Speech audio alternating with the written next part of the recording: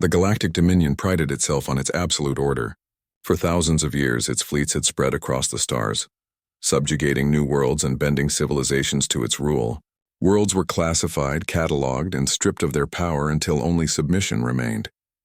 When the Dominion survey ships first discovered Earth, it was dismissed as a primitive sphere scarcely worth noting. Its signals were noisy, its people fragmented, and its technology still bound to chemical propulsion. The report labeled it a developing species with limited threat potential. The Dominion moved on. Decades passed.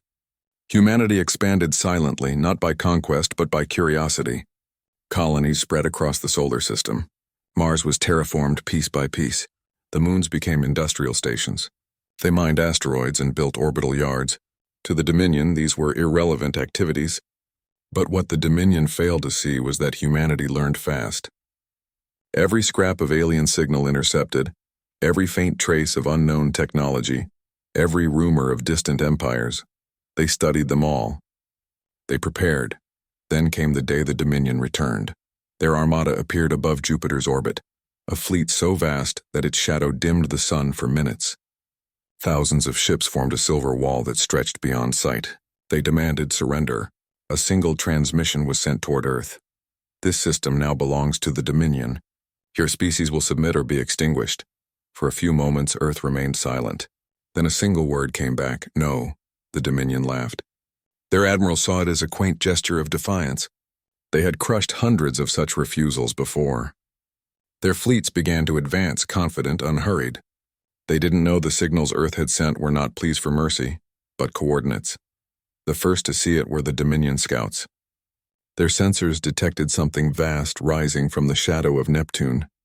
At first they thought it a moon fragment. Then it moved. A mass the size of a continent glided into the light. The shape was angular, wrapped in layers of black armor that drank the sunlight. It carried no visible markings, no insignia. Its heat signature was near zero. Then came the realization. Its hull was alive with power. Unknown vessel detected, the Dominion command reported.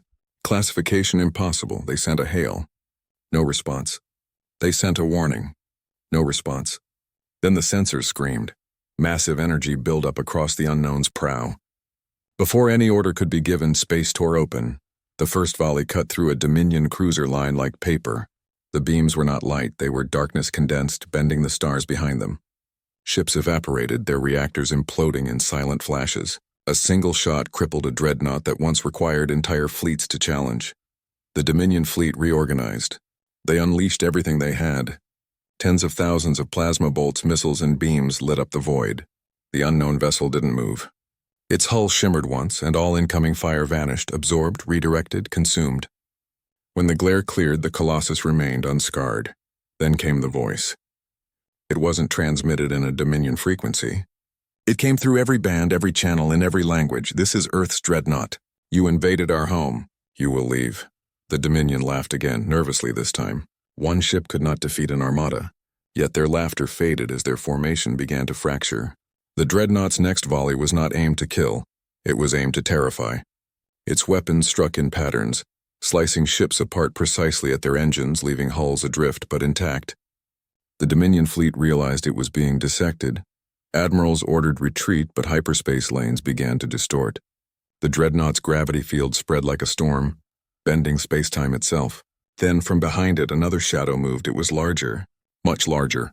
Where the Dreadnought was built for destruction, this second vessel was built for war on a scale the galaxy had never seen. A supercarrier, kilometers longer than any Dominion fortress ship, emerged from behind Neptune's dark side. Its hull bore markings that shimmered faintly.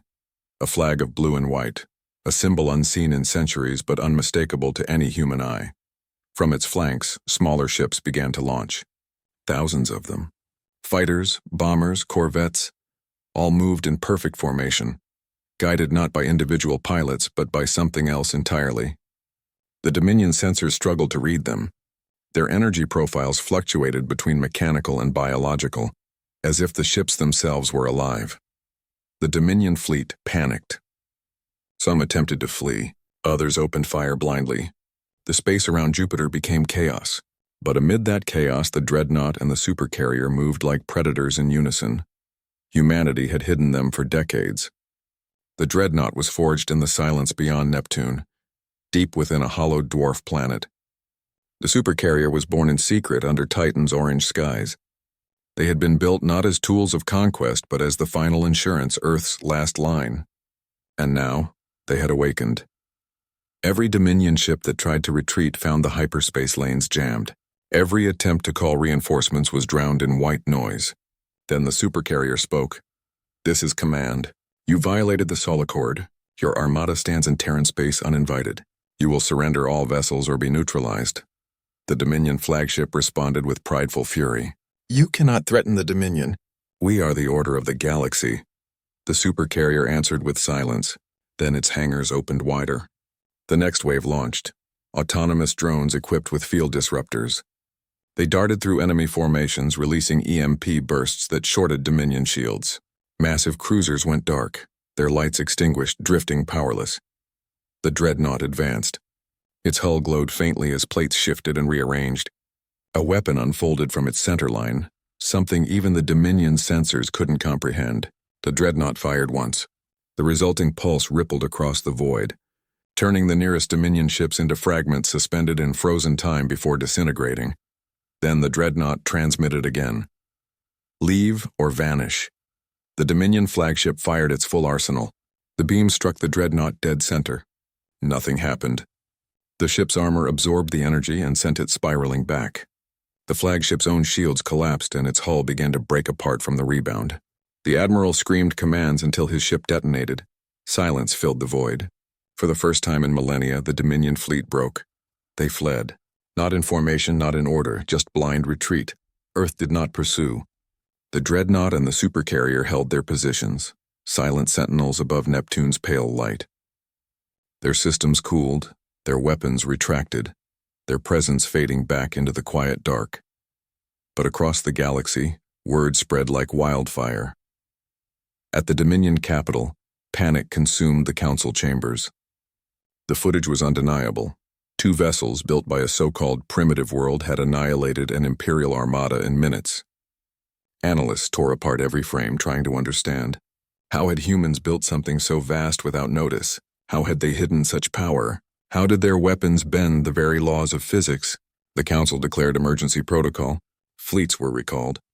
Borders were tightened. But fear had already taken root. Worlds under Dominion rule began to whisper. If a small world like Earth could stand against the Empire, perhaps others could too. Uprisings spread, slow at first, then unstoppable. The Dominion found itself fighting fires across hundreds of sectors. Meanwhile, back in the Sol system, Earth returned to quiet industry. The Dreadnought and the Supercarrier vanished once more into the shadows of deep space. Their crews, or perhaps something greater than mere crews, watched the stars in silence. Years passed. Then came the next transmission, this time from a border system beyond the Dominion's core. A Dominion fleet had cornered a colony world that dared declare independence. Just as their bombardment began, space twisted again. The Dominion ships froze as their sensors detected impossible readings. 2 massive energy signatures entering real space simultaneously. The Dreadnought appeared first, its hull still scarred with faint traces of past battles. The Supercarrier followed, larger, darker, flanked by a halo of Terran ships. The Dominion commander tried to open communication. Before he could, the Dreadnought transmitted once more. "You were warned." Then the void burned white. When the light faded, the Dominion fleet was gone. Only fragments remained, drifting slowly through space. The colony below remained untouched. From its surface, colonists watched the sky as 2 colossal silhouettes vanished into the stars. The Dominion collapsed within the decade. Its fleets deserted, its rulers fled, its subjects rose. And throughout the shattered remnants of the once mighty empire, 2 names were spoken in fear and reverence: the Dreadnought and the Supercarrier. They had become symbols, myths, legends whispered in every port and outpost. Some said they were controlled by humans. Others said they were not ships at all, but sentient constructs born of human will and machine thought combined. Whatever the truth, one fact remained. The galaxy would never again mock Earth, because somewhere, hidden beyond the edge of every star map, 2 silent titans watched, waiting. And whenever tyranny rose, whenever another empire sought to dominate the innocent, the stars themselves would darken, and whispers would spread across the void. They've awakened.